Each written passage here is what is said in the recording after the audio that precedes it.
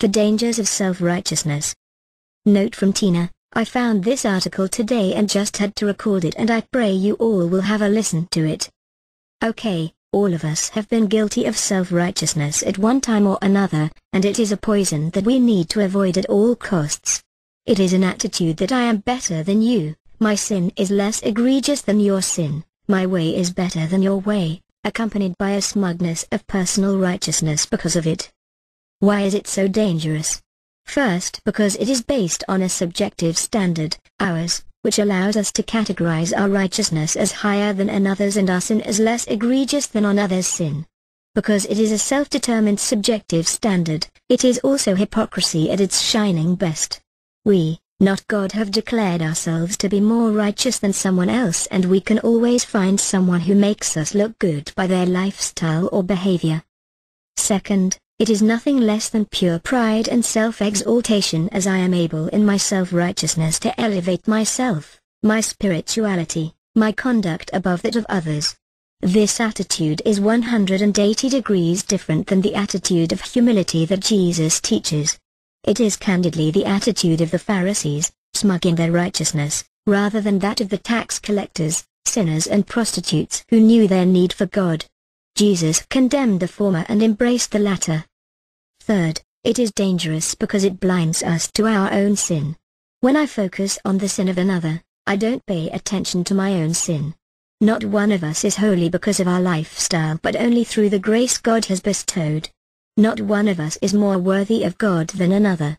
My sin may be different from your sin, and it may be less or more obvious than your sin, but we are all sinners to the core, all needing the amazing grace of Jesus, and all coming to the same place of equality of sin and grace at the foot of the cross.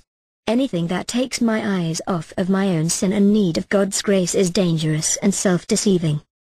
Fourth, it keeps me from growing. When I have focused on the faults of others rather than on the faults of my own life, I stunt my own growth.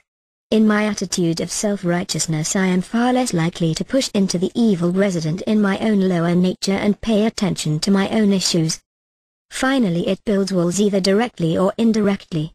It builds walls directly, when I put down others for their faults when I should be focused on my own rather than theirs.